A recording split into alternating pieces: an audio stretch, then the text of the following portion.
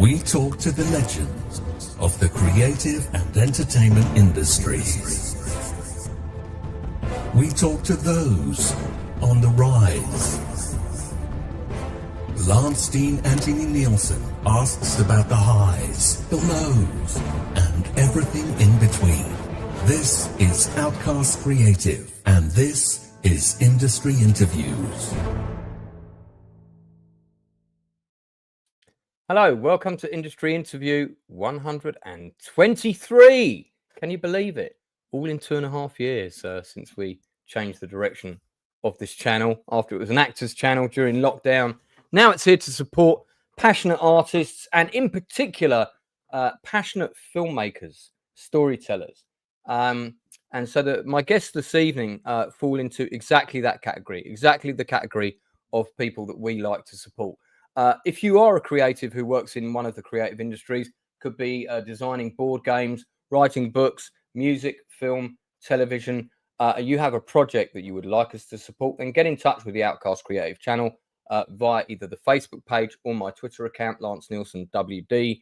And if there's something that we can see that looks interesting, we might bring you on.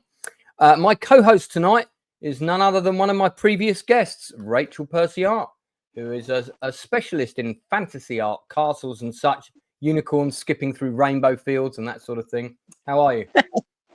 I'm good, especially the unicorns. Especially, I know you're a big fan of unicorns. I haven't seen a unicorn in Ren yet, but maybe there's one coming in season 3. We can ask our guests about it. Yeah, so you've just watched Ren, the Girl with the Mark for the first time.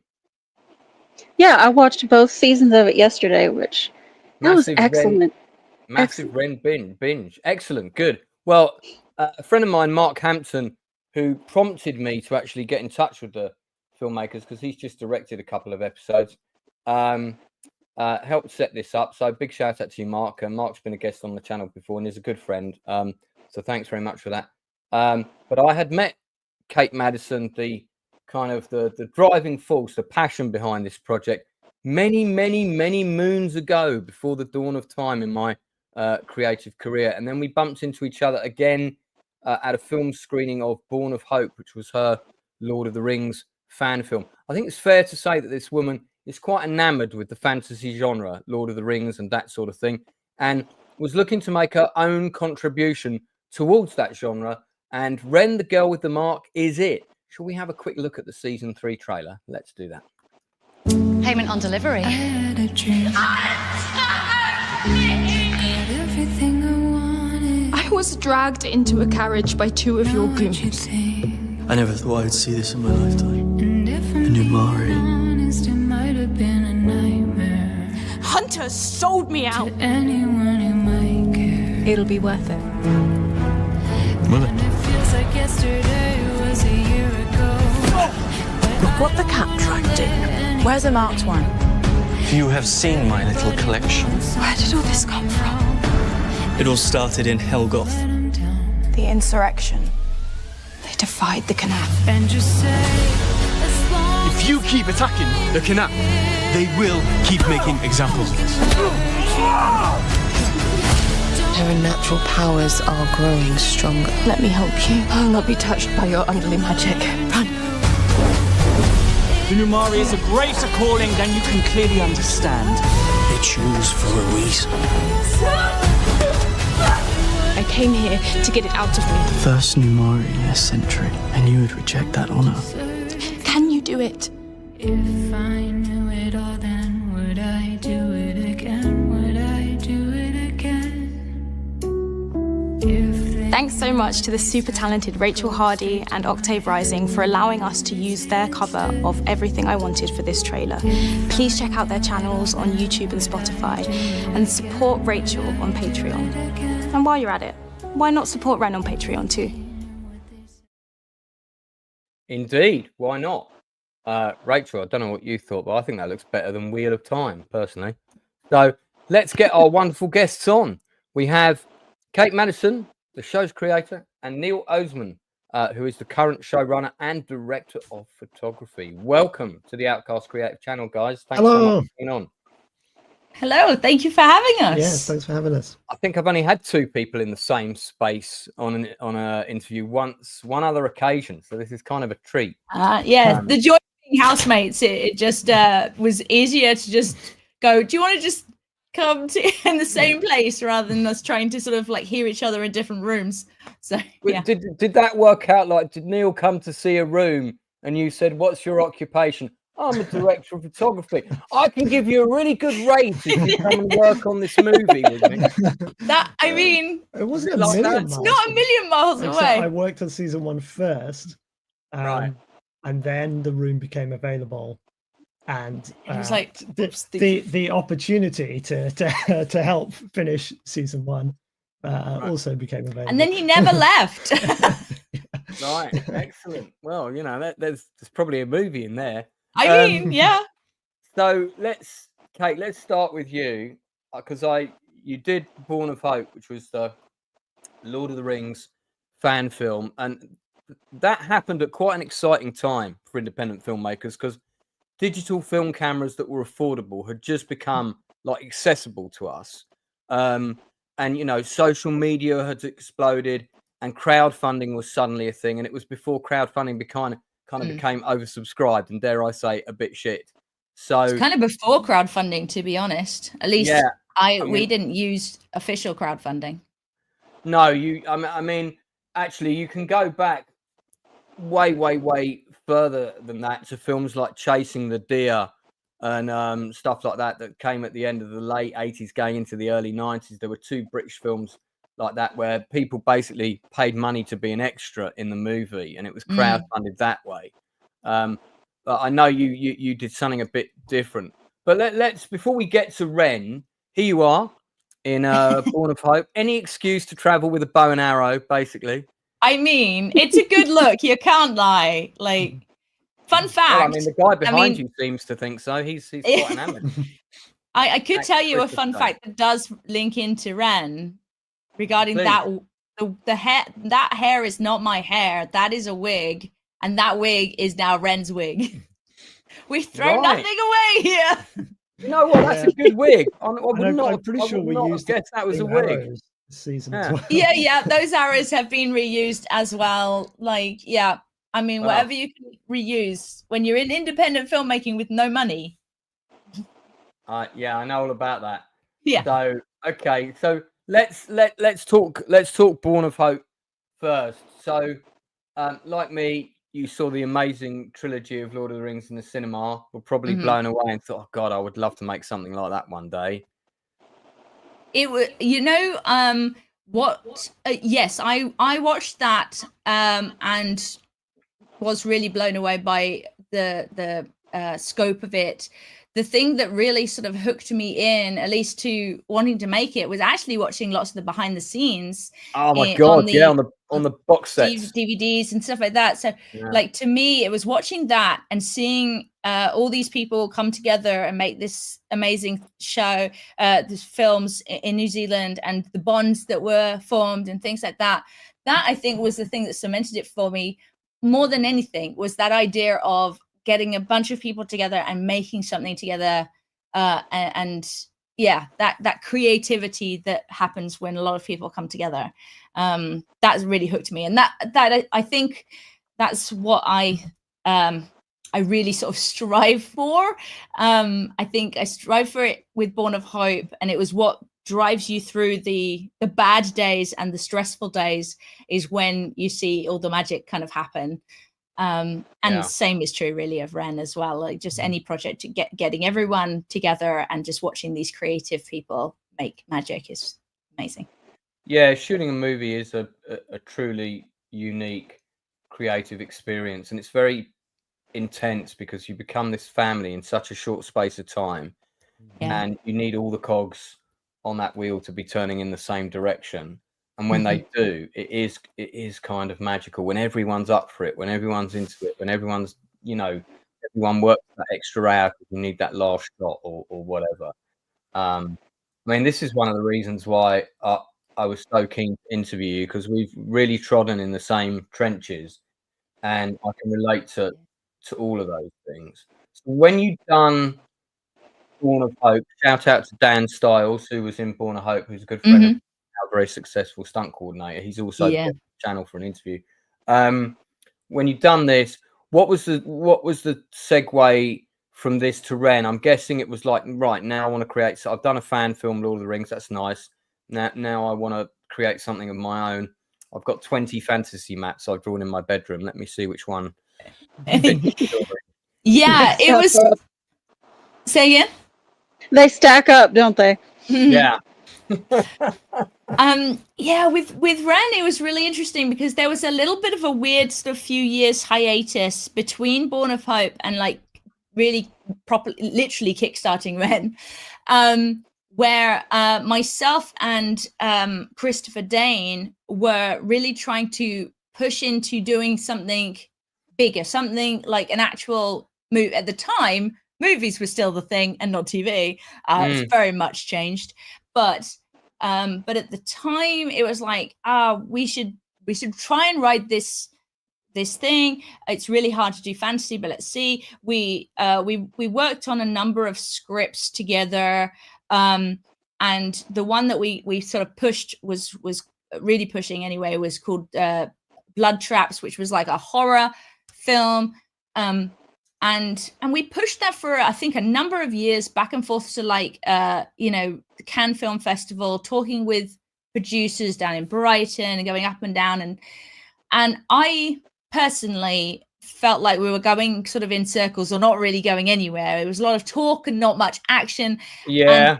And I kind of went, I sort of just sat down one day and I was like, I don't actually want to do horror. I'm not a horror fan. I like fantasy. Why am I spending all this time pushing this horror that even if we finally get it done, which it did not seem likely, I was like, so say we do it and it's successful, they'll come back and say, cool, what's your next horror? And I'm like, I don't like horror. Why am I doing this? So I kind of just realized that I was on a treadmill that I didn't want to be on, and it seemed silly. And the struggle of the fact that people talked about giving you money but never did. And I just kind of got fed up, and I was like, you know what? Born of Hope was like a fantasy film that I did myself, and we put it on the internet and people watched it, and we funded it ourselves, and it worked, and we got it out there. And the kind of same principle came about for Ren. I was just like, I want to make something. I want to get something made and put it out for people. I want it to be fantasy. I'll crowdfund it if we can through the fans. And the reason we sort of like pivoted from a feature idea and stuff was because features it felt like it was too big to be able to do all in one go, a big feature, and fund it that way. So although I'm not a big short film maker, I thought of doing something where you could make a little short.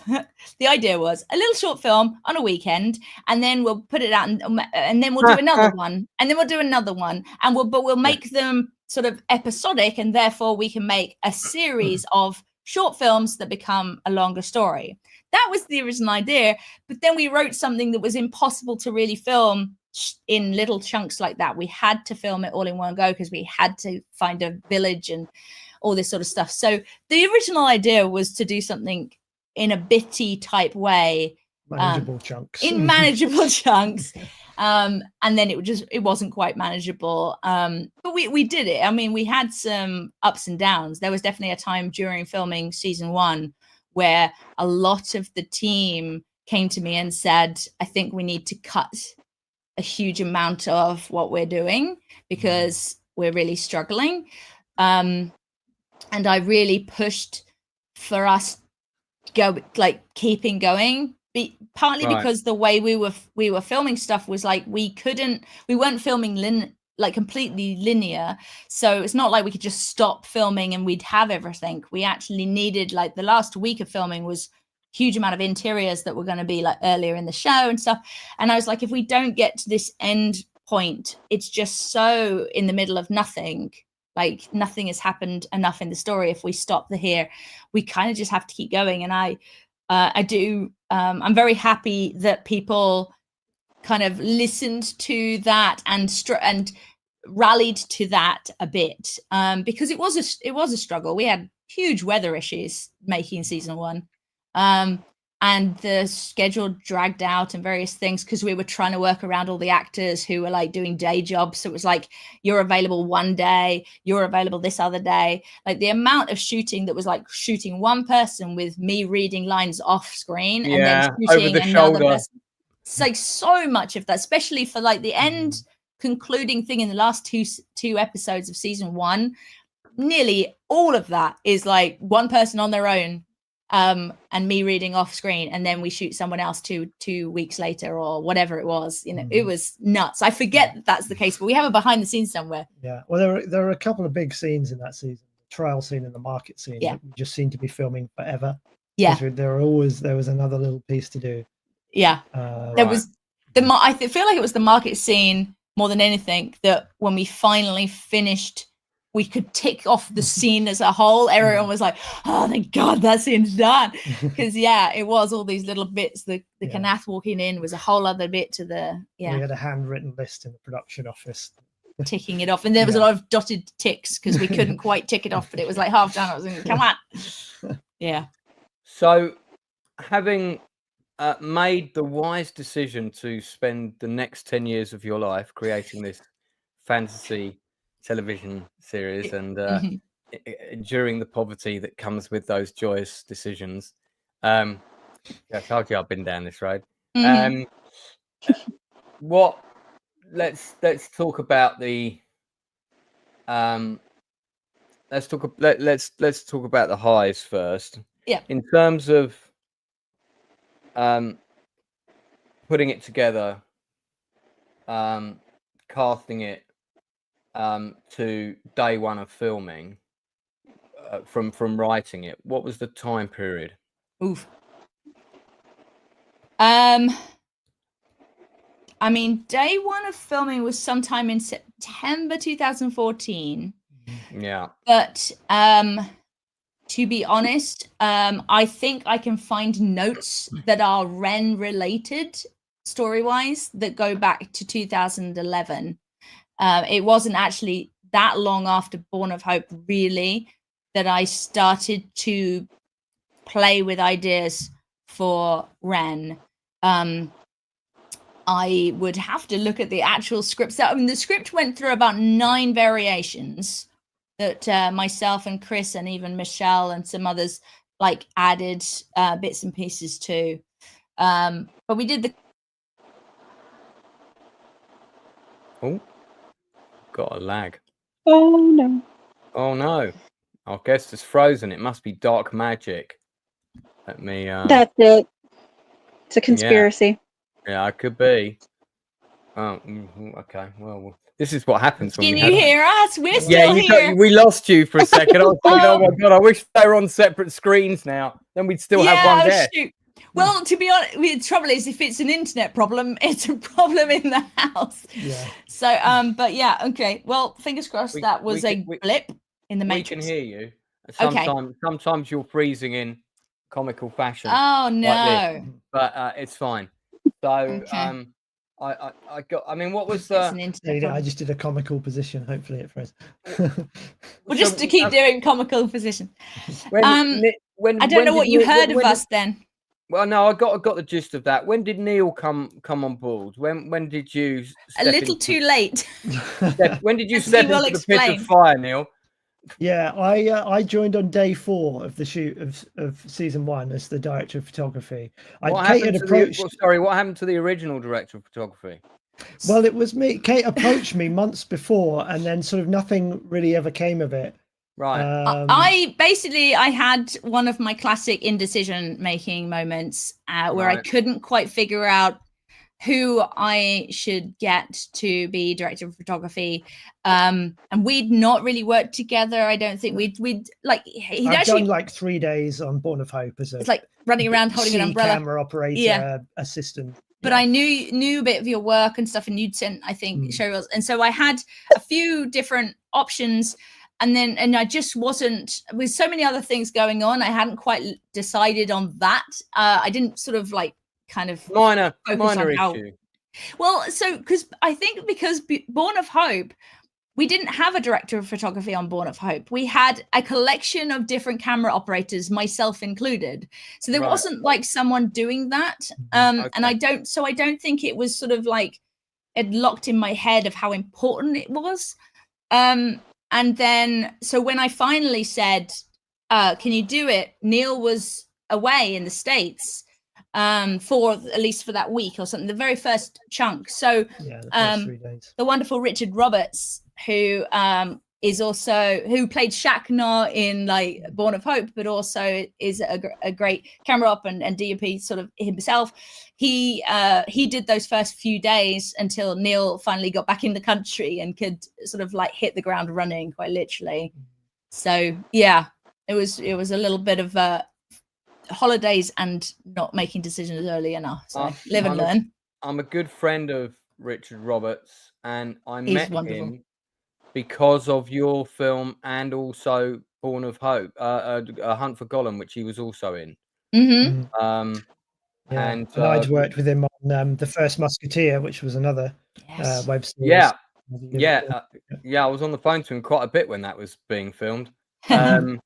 He also did the second shoot for my film The Journey, because the DOP wasn't available at that time, but he had been first camera assistant for him on the previous shoot, so it was a natural segue for him to jump in. He is something of a legend, and I've just been fortunate enough to give him a job on something else I just did for a friend, and managed to get a few people some bits of work here and there. It's always nice to be able to do that for people that have helped you out, isn't it? Absolutely, yeah.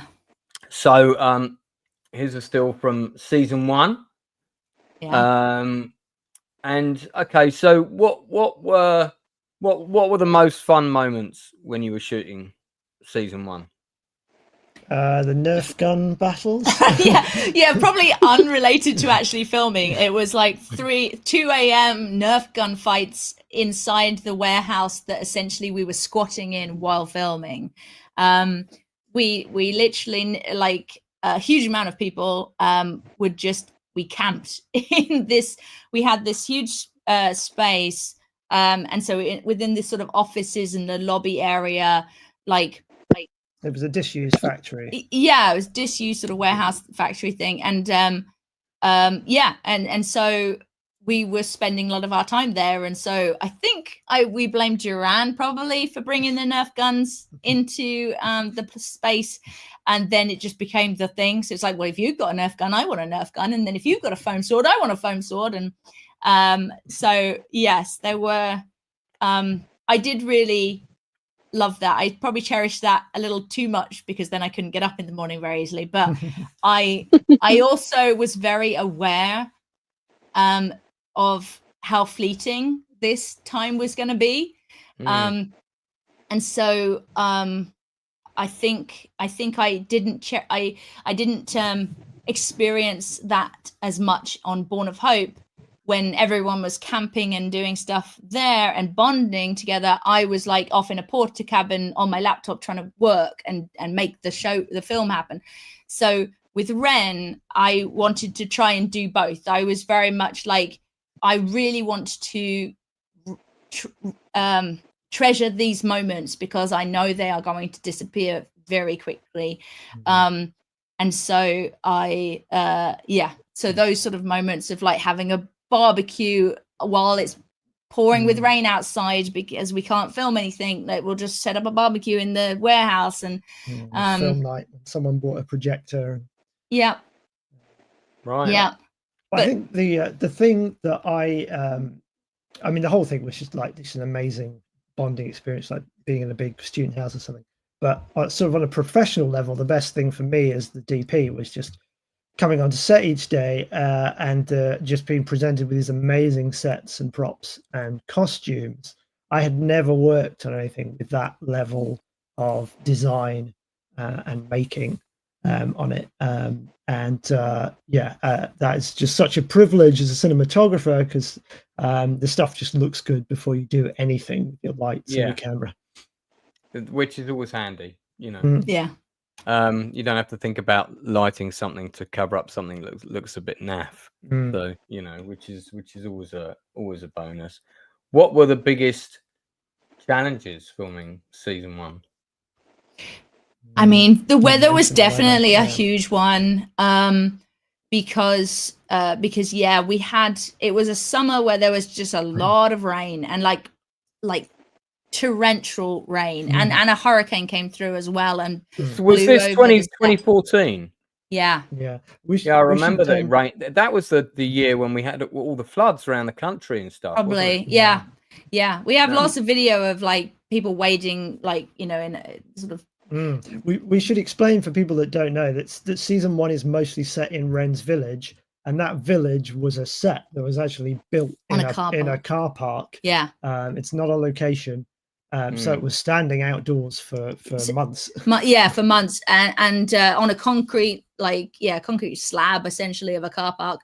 And so when it rained, it just collected the water, and we were like putting down dirt and straw and various things, and then the rain would come and wash everything away, and we'd have to like reset everything, and we'd try and cover up all of the market stalls and then uncover it all. So there was a lot of like the usual hurry up and wait, but it was it did stall us and it did delay us quite a lot, because there was very it was hard to keep that continuity going when all of a sudden. And if you watch the show with that in mind, you'll see the days when Ren's tied to the sort of like posts at the end, and like her hair is blowing in the wind because it was a really, really windy day, and then another day where it's nothing, and then another day where it sort of looks a bit overcast. Like it was quite a lot. So I think the challenge of that and therefore the sort of consequences of that regarding schedule, a funny challenge we could probably mention that we mentioned and no one really sort of points out, but is we had one of our actors cut their hair in the middle of the shoot.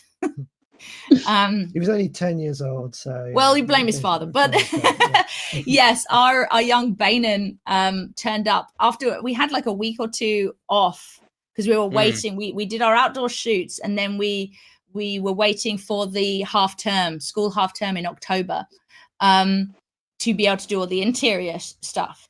And so when James turned up, him and his dad had both had a haircut, and it was a bit like, oh, that's significantly different. But luckily the fact that we're inside, I think just for people, just they don't notice somehow. They don't notice that his hair gets a lot shorter, and then but when he leaves the house it grows again. It's just the magic of Ren. Well, it's one of the things of the kingdom, isn't it? It's that strange hair growing power. Yeah. It's an unknown. Write that into the world building guidebook. Yeah. So when you got to the end of it, where are we talking about in the timeline here? End of season 1. What's that? And post production done? Where are we at? So post took a while on season 1. So I can't remember when it got finished, but we obviously launched it on March. I mean, it got finished like at the end. I feel like it did within days of everything got launched. I feel like we even changed it after the screening, and then we might have done. But yeah. So filming was September, October, November 2014, and then post production went all the way through 2015, and we finished it, released it March 2016. Yes. And when you released it, before it dropped on the World Wide Web, as people never call it now, did you do a screening of the season 1 at cinema and like a big event? Which was wonderful. It was really nice. Yeah, I remember seeing the pictures for that. I think we hired like a 500 seater. I think it was 300 maybe. 300 maybe. Oh, maybe I'm wrong. I don't know, but it was Central London. Was it? No, we did it here in Cambridge, because we're Cambridge based. So rather than trying to figure out London, we had people from all over. So it's like we might as well do it in our hometown rather than going to London like everyone does. Indeed. Yeah. So we did it here at one of the big cinemas at the Light, and hired out one of their cinemas screens, which was amazing. And yeah, got a huge amount of the casting crew, and then a bunch of like our backers from Kickstarter and friends and family and various things. And I think we pretty much filled the place. And yeah. Yeah, the number of people that work on this show is just huge. I mean, the cast and crew list for season 3 is up to about 250 people at the moment. Right. Yeah. You know, from some of those may have just come for an afternoon to help paint a set or be in the background extra in one scene. Others may have done months and months of work. Yeah, it does vary a lot, but there's just it very much takes a village on this. But yeah, it was really nice to do the screening, and we did a screening for season 2 as well. And we've relatively recently we did a smaller screening, but a screening for like season 1 and 2 together, which was really nice. And I think there's I'm bubbling with ideas of trying to do a screening of all 3 when we launch the 3rd one, so that we can everyone can watch how the progression of the whole show, because it's really nice to see that. Yeah, I mean it's a huge difference as well watching it on the big screen as opposed to a tablet or a phone. Yeah, that's how so many people watch films now. And absolutely, that's the thing. Shame. Yeah, we know that most people are going to be watching Ren on a phone, so that the giving a few opportunities to go and watch it on a big screen is just a nice extra thing, I think. I'm just going to say to anyone out there watching, please don't watch it on a phone. At least watch it on a decent sized monitor. Yeah, widescreen TV or in your home cinema, please, if possible. Fantastic. So then, of course, having done that, you immediately started work on season 2, and that was out within a year. Tell us about that. So, well, that was the original intention to a certain degree, but there was a few things that came up that made that impossible, which was Sophie just before we launched the show, like February maybe, or just like it was a week or 2, I feel like, before we launched the first season on YouTube. Sophie got cast in Outlander, and Twitter went crazy, and we went, oh, this is wonderful and terrible all at the same time, because it brought in a huge amount of Outlander fans going, who is this person who's just got cast? And so they all wanted to see Ren, which was wonderful for us and probably contributed quite a lot to how well the first season, especially episode 1, has done. That people are like, who is this? 10 million views episode 1. Yeah, it's nuts. But it also meant, Sophie is now a big star, or about to be a big star. She's being cast. Like she signed as far as the Twitter was, she signed a contract for the next 7 years on this show that is also a fantasy show. It clashes too much. This is going to be near impossible. So the original thinking was, can we see if we can get her back, and can we write the rest of the show as a feature and kind of finish and make it into a feature film? Like, can we film the rest and make it a feature film? But unfortunately, when we tried to talk to her agent, it was very much she's not doing no more, that you're done.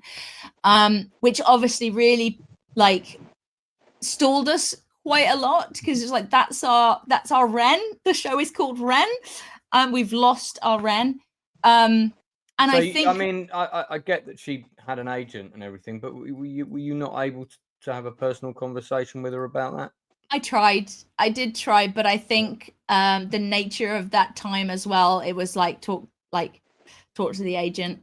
Like, I wanted to sit down with her and the agent, but just and go, what do you think? But I think the nature of the we don't know the contracts, but I'm assuming as well that the contract that she probably signed said you cannot do another fantasy thing. Like, maybe she could do films, maybe she could do stuff, but I think Ren was just too similar genre wise and stuff that she, even if she wanted to, she probably couldn't. And obviously I don't want to put the pressure on her to say that it was her not saying. So I'm going to say that it was contracts and agents and stuff. Let's leave it at that, because I have no idea. We didn't have money. We were asking, but like, she worked for absolute nothing for season 1, like everybody else. So we can't expect people to continue. We obviously want them to, but it's a lot to ask of anybody, especially when you then suddenly have been cast in something huge, and it's going to take all of your time. Even if she had free time, I think she would have struggled to be able to do Ren. So that was obviously a big thing, and the fact that we had at that point, myself especially, but a lot of other people had spent quite a number of years solely working on Ren, and with that as well, I think that was a time where we was like, okay, I just need a time out. Like, I need to breathe, like, before we sort of figure out what the heck we do next, because I need to get off this train for a second. Like, we knew that the best thing would be to go straight into, like, launch the show, do a Kickstarter for the next one, and then boom, into the next one. But I think, at least myself, I was not in a position where I felt like I could do that, and I think everyone else probably was feeling a bit burnt out by everything. So yeah, that stalled us for a bit, and then there was various life things that happened, various changes in life that happened, and then we sort of like built up to it. I think maybe there's a year or 2 years, then we started to really build. All of 2019, we built up to doing a big Kickstarter to do a season 2 that would be we recast Ren, larger in scale. Yes, we did do casting. There's an interim actress who isn't the final one, but we did do recasting. We did various things. Brought on another producer. We were building up our mailing list. We were trying to sort of like get back into things, and then the Kickstarter, and then the COVID. The COVID. Yeah, I was about to say that was just waiting around the corner for you. Unfortunately. There was just a lot of things conspiring, and although it was very disappointing for the Kickstarter to fail. And we were trying to raise extra money to be able to pay people a nominal fee. So we were trying to raise money for only like about 3 episodes or 2 episodes out of 4 or something. And we would really need to hit like stretch goals to really make it work. And it was very clear very early on, really, or at least halfway through the campaign, that things were not looking good. Well, what was your target on that campaign? It was 100,000. We reached 52,000 something, which is huge amount, impressive amount. But it was a Kickstarter, so it was an all or nothing, was it? Yeah, it was all or nothing. And so that happening, and then it was not long after that COVID announcements happened. So we were a little like, the disappointment turned into a little bit of a phew in a way, because how the heck would we have made Ren with all of this going on? So that obviously stalled it for a number of years, because COVID, I mean, is still going on, but it sort of stalled things. And then I think it was during COVID that Neil was like, I'm getting really itchy feet. Yeah. So during I think the second lockdown, I started writing, because we'd ended up with a writing team of 4 of us, me, Kate, Ashvin, and Ash Maharaj during 2019. Yeah, I know Ash. Okay, yeah. So we never really kind of reached a draft that we were all happy with. So during one of the lockdowns, I tried to write my own version, and then sort of found that I just kind of needed to write season 3 as well, because I gave season 2 the right ending. Spent a lot of time figuring that all out, and then sat on it for almost 2 years. And well, it's not, that was a fun thing to do, but it's not my project. What can I do about it? And then eventually broke the idea to Kate and Chris. Well, it's been a few years now. You've not done anything with it. How do you feel about me taking it over? And fortunately, they said yes. Like, run that train, let's go. Yeah. That must have been quite a difficult decision, Kate, because I was aware. And by the way, I promoted the absolute F out of your crowdfunding campaign in 2019. It was all over my social media, as Dan Stiles will tell you. I think it was Richard Roberts that made me aware of it happening again. So I did plug it for you. I had so much going on Mm. in 2019, not least of all the beginnings of my divorce, that I was quite preoccupied. Mhm. But yeah, I mean, it's a shame because you worked so hard and you had quite a core fan base.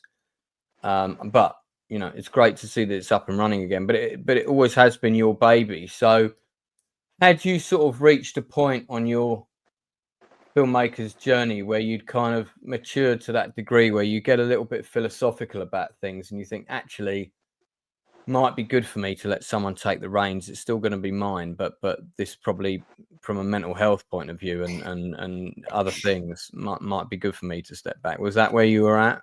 Kind of, yeah. Ren was such an amazing experience, but also did create a lot of burnout and creative burnout for me. Through all of the ups and downs, there was creative differences and various things, and IRL stuff, you know, like real life stuff that just meant that it became a bit of a stumbling block, I found, which obviously I didn't, you know, that's heartbreaking, but it just sort of like stopped being something at the time that I was really in love with, because of bad blood and various things. So I was like, I'm struggling to do this. So the fact that Neil was like, what if I took over? It kind of took the weight off. It was like, yeah, I don't want this thing to not be completed. Like the whole point, as I kind of said at the very beginning, the whole point of doing this show was to get a bunch of creative people together and get them together repeatedly to keep creating something fun. And so the fact that we'd done all this and then it kind of had stalled was a real shame, and kind of a real sort of shadow hanging over of this to be continued. And so yeah, I really at the time just didn't have it in my capacity. And I really, the fact that Neil took it over and like really got it going in such an amazing way and continues to, turned my whole thought process around regarding Ren, and it went from being this kind of almost a monster in the closet that it had become back into something that I really loved and felt passionate about again. And it turned from bad feelings into positive feelings again, which is amazing. And it wouldn't have probably happened if I'd tried to keep going on my own. It probably would have just kept driving into the ground kind of thing. So yeah, it's been amazing. And Neil's he's very, very on it. Like he's so organized, so solid. He's doing so many jobs. And like in these sort of projects need someone who's got so much passion and drive for it that they push it forward when everyone else is like stumbling. So the fact that Neil is doing that is amazing. Well, I mean, I think every passionate filmmaker needs a Neil Oseman miniature app in their pocket that they can pull out and get them to help out with various tasks. Filmmaking is all about teamwork. I mean, it's so hard to make stuff on your own in any kind of way. So yeah. Definitely. Yeah, I mean, in the indie world, certain people do gravitate towards certain people, and I have met some amazing people on my own filmmaker's journey, but I've also met some absolutely fucking despicable people, unfortunately, and I'm sure reading between the lines of what you just said, I'm sure you know what I'm talking about. And when we go off air, if you guys are still around, I'll give you a few names to avoid. Absolutely. We'll do the gossip bit after. Do hang around. There's a couple of things I'll probably run by you while I've got you. But the Ren team are the loveliest bunch of people you could ever hope to meet, fortunately. Yeah. So yeah, it was. I mean, I'm pleased to say that I've met more lovely people than I have met despicable people. But unfortunately, the despicable people are often on the big decisions. Oh, we've lost our guests. Oh no, the despicable people have cut the cord. Oh, no. What's happened? They've intercepted the. Oh, that's annoying. Well, let's see if we can get our guests back. I don't know what happened there. Just lost them. Okay. Oh, they're back. Hello. Damn. I thought the despicable people had taken you out. No, they're taking Kate out, so apparently. So, Okay. so We lost you. We lost no you there idea. for a second. No idea. We just got a it just the whole screen just disappeared. So I'm wondering if my computer, like with the heat, my computer is overheating or something. But I don't know. We're back. Sorry. This one I'm on is 10 years old, and I have noticed it's starting to play up. So it's clearly getting into older dog years. But never mind. Let's talk about let's talk about season 3, which you've just been filming, I think. Yes. Yeah. So we shot that throughout April and slightly into May of this year. The second block, actually, we ended up splitting it into 2 blocks because the way the season is structured, it made sense, and we were struggling to get to the level of Patreon membership that we needed to be able to do a whole season a year. So we kind of did 2 episodes last summer, and those are almost at the end of their post-production journey now. And then we did an Indiegogo campaign last November to fund the remaining 3, which, as I said, we shot this spring. Yeah, I think I also plugged that campaign, if I remember rightly. Thank you very much. Yeah, that went really well for us. Indiegogo helped us a lot, the platform themselves. So talk to me about, this is Oriana Charles who's taken over the lead, right? I mean, gotta say, like, when she's on screen, that's a lead actor right there. Oh, yeah. You know, she's got that look. She's fantastic. Yeah. Very naturally gifted. As soon as I saw that she'd taken over the show, I was like, "No, you've kind of landed on your feet here. This is a genius piece of casting." Kate led the casting there. Well, how did she come on your radar? Just like well, in a way, just like Sophie, because Sophie sent in a self-tape back in the day, but Oriana sent in a self-tape, and she popped onto the screen. She sort of sat down into it, and it was pretty much straight away. There was like, you see a lot of self-tapes, and there's a lot of amazing actresses out there, but finding one that just fits the role so well and things can be hard.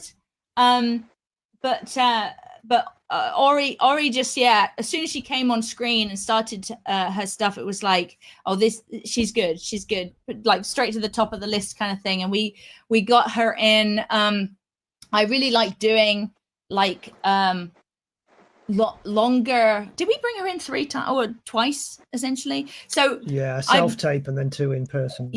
So she went through quite a lot. I don't know, I'm not very short when it comes to auditions, because I really want to sort of like see someone, see how they're directed, but see them work together and stuff. So for this, we did self-tapes. Then we brought her in for a solo audition to do Ren, and she and a number of other candidates.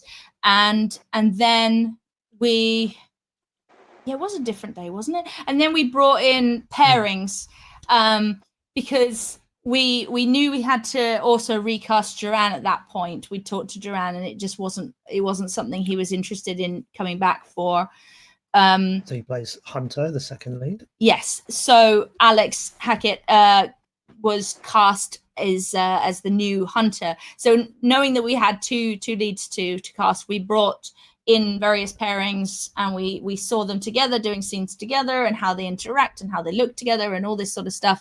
So it was quite intense. I think they did about half a day at least of the pairing auditions, where we had Ronan, and Ronan was doing like fight workshop stuff with them as well.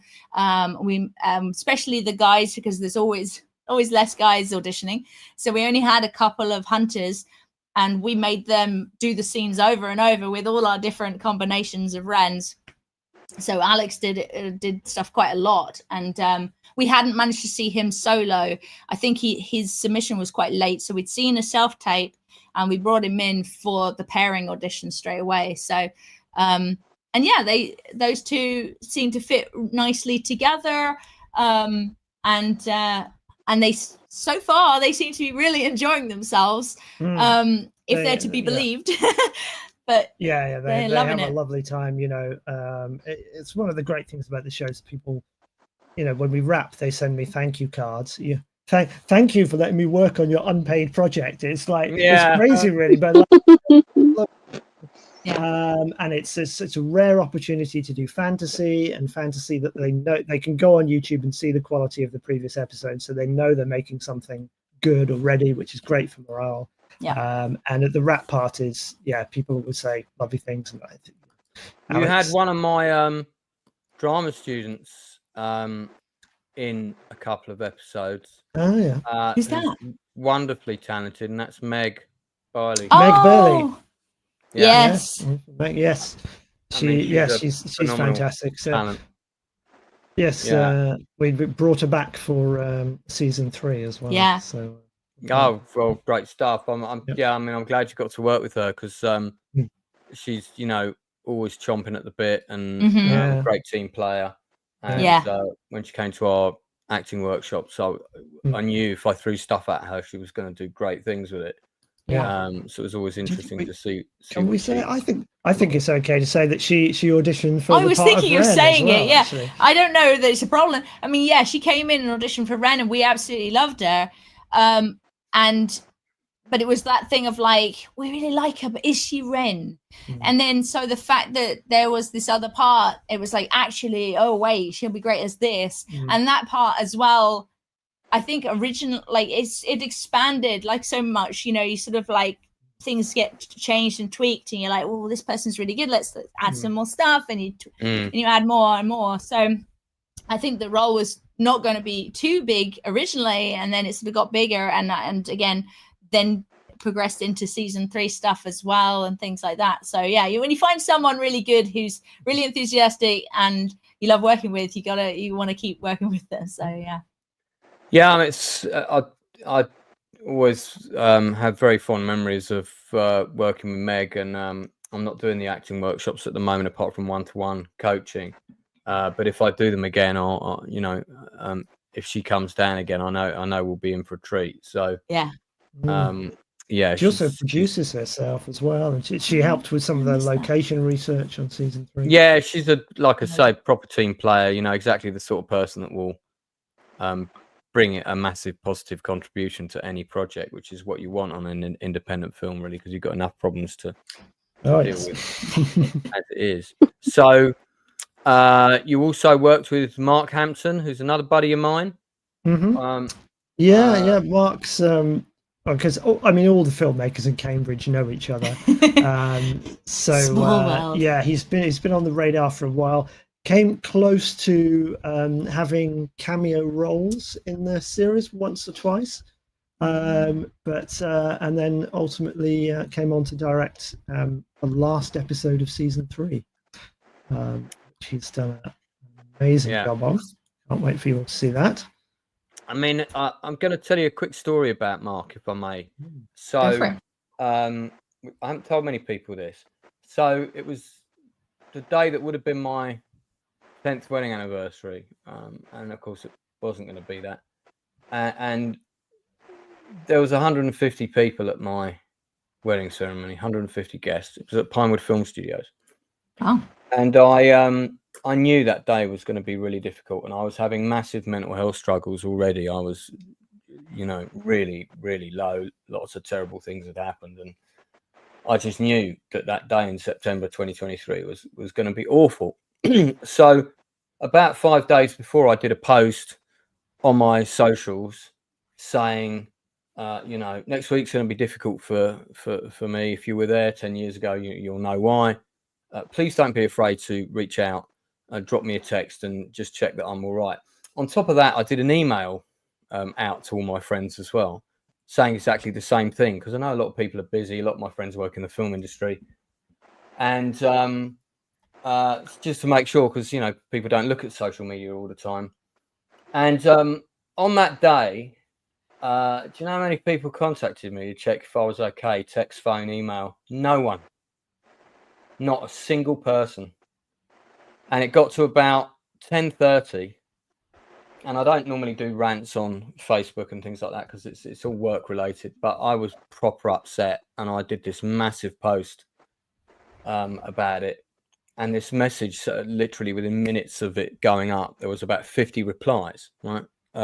48 of them from people who were not at the special day, and in my inbox, Mark suddenly pops up, who's an actor who'd auditioned for me a couple of times. We did not have a friendship outside of work, and he went, "Mate, are you all right?"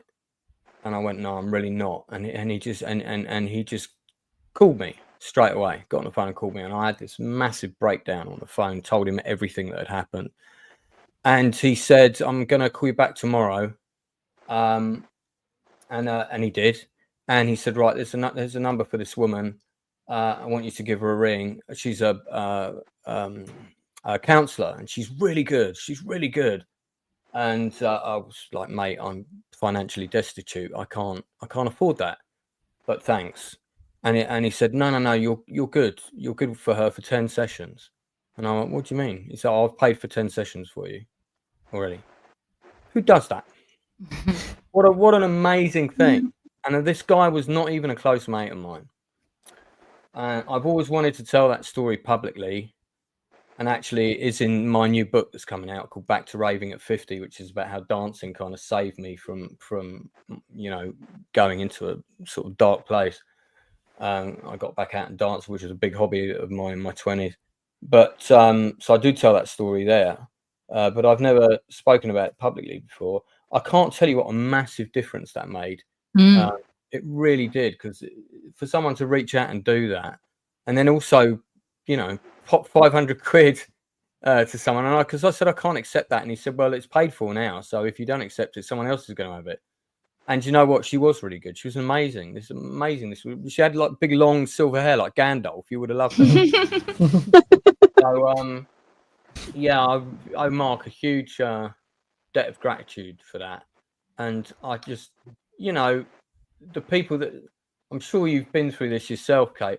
Sometimes the people that you think are going to be there for you in those really difficult times are not there, and then people that you don't expect to sort of step up just suddenly do amazing things. It's it's a pretty, anyway, I'll get quite emotional if I talk about that anymore, so let's move on. So amazing. But shout out to Mark. Thanks for that. So you shot season 3. So Neil, over to you as a showrunner. Now that title made famous by Game of Thrones predominantly. So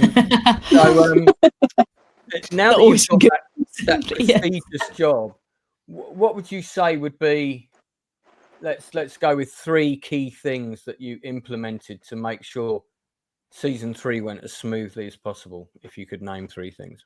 Oh, blimey. Here's a question I wish you'd given me beforehand to think of some brilliant answers. I know to ask you those other ones, but we'll do them before the end. I mean, I think the most important thing for me for seasons 2 and 3, really, I think probably the top thing is realistic scheduling. My day job is I'm a DP. I've worked on, I don't know how many micro budget, low budget, and very, very occasional medium budget films. So many of them are unrealistically scheduled, the number of pages and scenes they're expecting you to do in a day. And then you get behind schedule, and then all your dominoes that you've nicely got in a row, all your ducks you've got in a row in pre-production just collapse because you're suddenly rearranging everything because everything's going over. So scheduling realistically, I think, was a major thing so that we can actually stay on schedule. And I'm proud to say that every day of season 2 and 3 we have wrapped with the scenes we needed to have in the can. And then I think not trying to fix things that weren't broke about season 1. So like going back to doing it as a volunteer thing, where everyone's there because they want to be there. No one's making a fuss about the money because there isn't any. It's a passion project. And long may it continue that way. I think it's a very special project because of that, and it just would not be the same if people were getting paid then I think the third thing, again, this was a season 1 idea, was the making weekends. So when we're in pre-production and we're building sets and making props and costumes, but particularly with the sets, we have making weekends, which means we throw the studio open on a weekend and anyone can come along and help.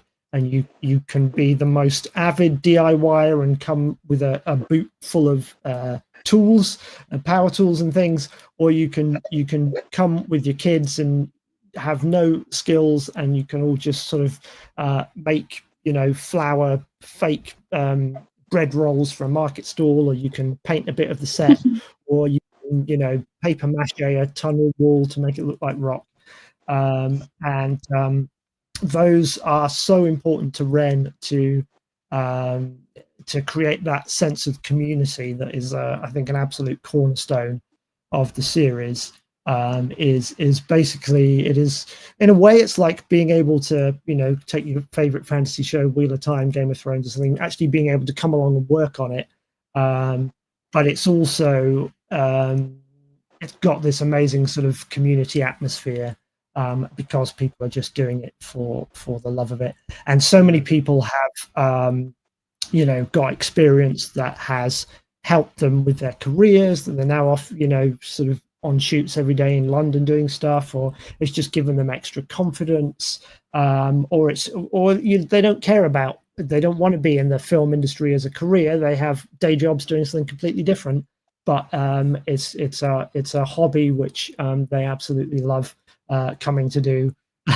There's one guy who's one of our main carpenters. I won't name him, but every Saturday morning he'd come into the studio, ready to get set building some amazing thing, and I'd ask, how was your week at work, and he'd always go, oh, terrible, but never mind, because I'm here now. He'd have a great weekend working on the set build for us. Yeah, I'm sure they'd love it if we were filming a little more often, so they could get out. It's like, it's my hobby is working on Ren. Well, sounds like it's quite a good hobby to have, if you ask me. I mean, what did you get a bit more ambitious with season 3? Are we going to see a battle of 2 armies with 500 extras? You're not going to see that. But definitely more ambitious. I've often talked about whether you'll ever see that in the series. Different thoughts there. But, I think that's absolutely possible. If you talk to the live action role playing fantasy community and put it out there that you want to do a big battle, they would love it. They will. Listen. If you build it, they will come with their tents and rubber swords and all the rest of it, and you can have your battle scene with 500 guys. Just get me and Mark down there as second unit action directors, because we've both done it, and we'll sort them out for you. Then you'll have your epic scene. But sorry, Karen. Yeah, I agree. Just got to dress those 500 people and give them non-rubber swords. Yeah. Well, you're just going to have a big speech about they're coming from the kingdom of such and such and the kingdom of such and such, and you just cut to different shots of all their uniforms. And problem solved. There you go.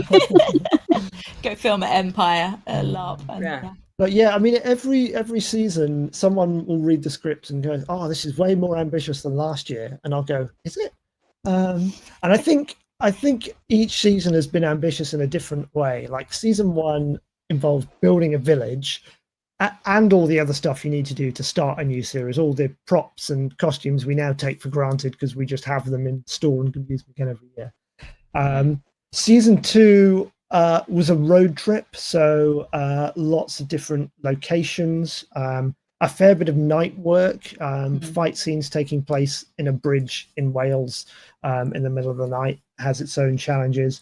A horse chase, which is a challenge for any production, but when you've got such limited resources as us, definitely a huge challenge. Season 3 is kind of, a lot of it is set in a castle, and so it's more contained. It's more contained in a way. But then you built the castle. Yeah. Where did you get your castle from? So we did in the end only 2 days on location at Colchester Castle, and a day at a stately home in Staffordshire as well, Sandon Hall. And then most of it we did. We have a farm in St Ives, Cambridgeshire, which we've used since season 2 as our sort of studio base. And so there's a grain store there that we build sets in. And there's also a medieval barn, conveniently. So yes, this set you're looking at right now was from season 2. It was built in the grain barn. So if you might even in that shot be able to see the roof of the grain store. I feel like maybe it's a warehouse for this barn. But and that's where the castle. Two huge, 2.5 huge sets. So we made a huge sort of set of one of the main rooms inside the castle with a mezzanine level, and then we next to it was the rooftop of one of the castle towers, which we surrounded with black drapes to do a sort of night scene there. And then for the first block, I almost forget about this, we filmed last year. We built a ruined town on one of the fields at the farm. We built sort of just one episode. The square of a town that had been burnt down by the bad guys 20 years ago. Plus a whole at least one huge visual effect shot that Neil learnt how to do Blender for, pretty much. Yeah. Well, you learnt Blender for that and the opening titles of the show. Yes. I just think that alone is one of those moments of I'm sorry, what? It's well, someone needs to do it, and who's going to do it on a no budget thing? It's often goes well, it's on you. So it's okay, how do I do this? Learn how to use Blender. Amazing. This is Colchester Castle, is it not? That's it. Yeah. And there you go. That's going to be a real Blender case as well, because you can see there's lots of modern things around it that I'm going to have to paint out and replace in the coming months. Oh gosh. Is this a National Trust location?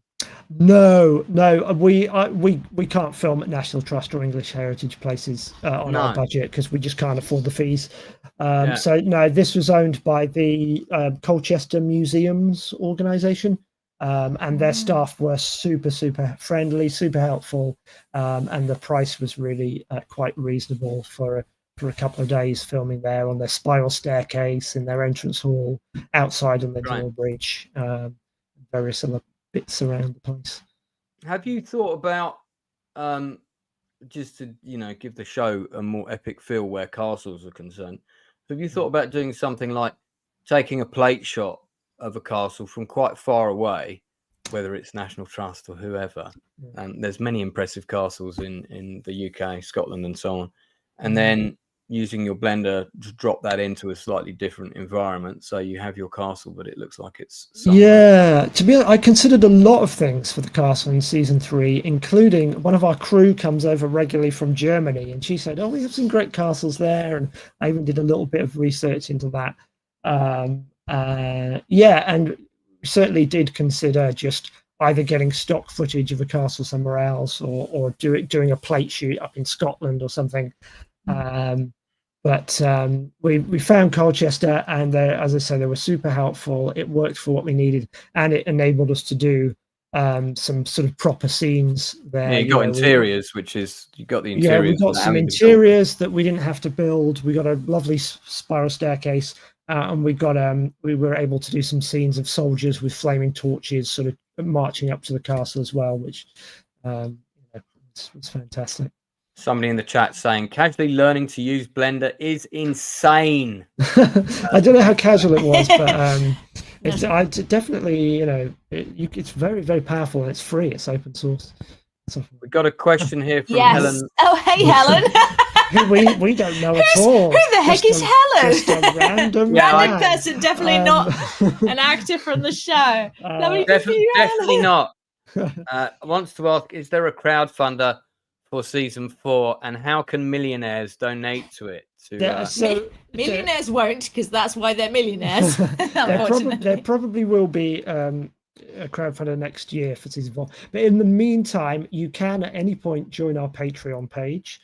You can become a free member if you don't want to pay, but there are paid subscription tiers as well, and you'll get all the latest news. And depending on what tier you're on, you can get merch, you can get short stories set in the world of the show, you can get behind the scenes videos, you can get your name in the credits, all that sort of good stuff. Yeah, fantastic. Well, we've gone slightly over, so I'm going to wrap things up.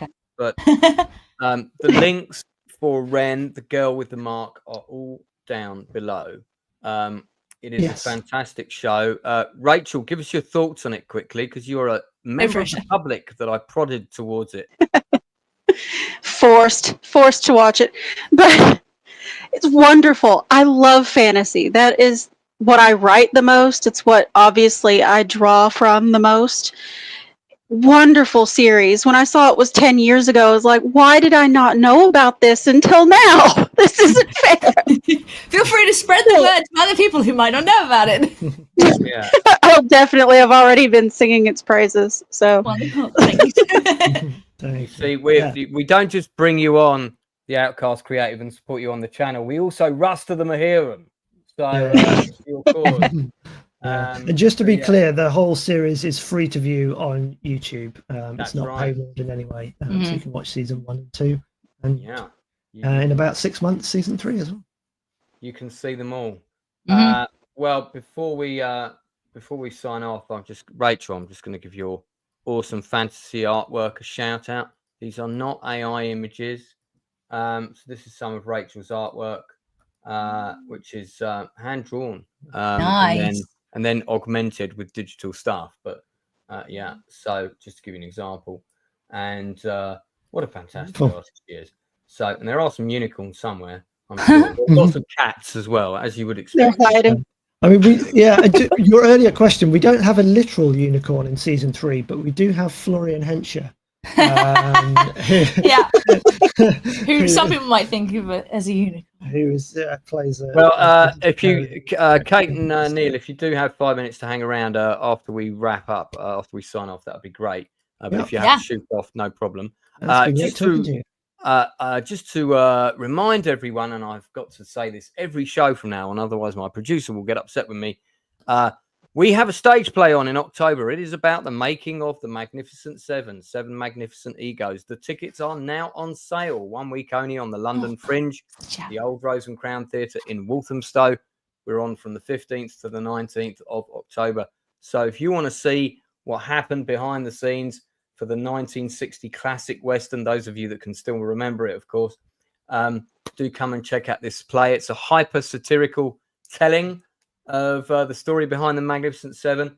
The 8 actors in the play, that's 7 men and 1 woman who plays all the female roles, not only play the Magnificent Seven actors, Yul Brynner, Steve McQueen, Charles Bronson, James Coburn, etc. They also play all of the Mexican extras. They play the Mexican board censor. They play the various writers and producers that worked on the show. They also play Eli Wallach and Anthony Quinn, who started the whole thing. So it's going to be a lot of fun. And like I say, 6 shows only. Tickets are now on sale. We're going to try and sell it out before we open. Your support is appreciated. That's Walthamstow, East London. So guys, now that you've been on the channel, good news. You're officially members of the Outcast Creative. That means that when you are doing your crowdfunding campaign for season 4, you can blow the horn of Gondor and we will come. You can come back on the channel. You can promote it. You can promote the show. We'll get you on for another interview. By all means, bring some of the cast, add some glamour, as it were, to the occasion. Just quickly, Keith E. Yes, we do feed these people very well. Don't worry. That's Keith prompting me to ask my trick question, which is, who is the most important person on a film set, especially an independent film set? Do you know the answer to this question? Well, I guess it's going to be the caterer from the... It is the caterer. That is correct, Neil. You score 2 points and win a cookie. Well done. Yes, and we have some fabulous volunteers who do that for us. Yes. Yeah, if you can't afford to pay people, or it's a low budget thing, if you're going to put money anywhere, put it into the catering, put it into the food, because they will appreciate it, especially if it's good food. James Evans says the beacons of Minas Tirith, the beacons are lit. Indeed. Yeah. So when Ren calls for aid, the outcasts will answer. We will be there to support you and, you know, plug your next screening if you're selling tickets, anything like that. Just get in touch with us. That is why this channel exists, to support independent creatives, especially filmmakers, subject of and occupation. Very close to we super appreciate it. It's mega useful for us. No, not at all. The channel's only going to get bigger. Our 3rd year anniversary is was the 10th of July, and I forgot. So we will be doing some kind of 3rd year anniversary thing this month when I've got a clear window. So Rachel, thanks for being my co-host today. My 2nd industry interview of today. I've got another one on Wednesday where I'm speaking to Ben Gardner, who is a graphic artist, independent graphic artist, who has published his own book, his own graphic novel, and he's going to be coming on. And it's this really interesting book, really interesting story where birds are the dominant species. Mankind does not exist on the earth, and there's all kinds of hierarchy involved and so forth. I think he's going to be a wonderful guest. It's going to be really interesting. So that's on Wednesday at 8 o'clock. That's what we do. We support independent creatives here. So if you know of someone who has a project, get them to get in touch with us. If they've got something we can see, if we can show people something that they can get behind, we are always happy to get people on. That's really it from us. Thanks to Kate Madison and Neil Oseman. Thank you to Rachel Percy. Remember what I often say at the end of these things. If you haven't spoken to a friend of yours for a while, you know they're struggling, you know they're dealing with stuff, don't be afraid to pick up the phone and call them. Pick up the phone to speak to the people that you care about. Tell them that you love them, that you're thinking of them. Believe me, it makes a difference. We will be back tomorrow night with my regular review show of all things film and television, the Nielsen ratings, at 10 p.m. Until then.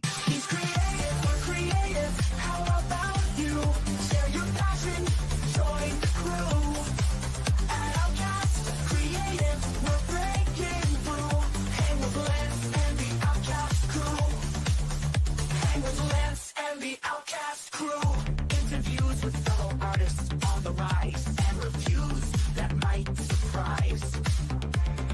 Films, TV shows from back in the day. You might just find a hidden gem today.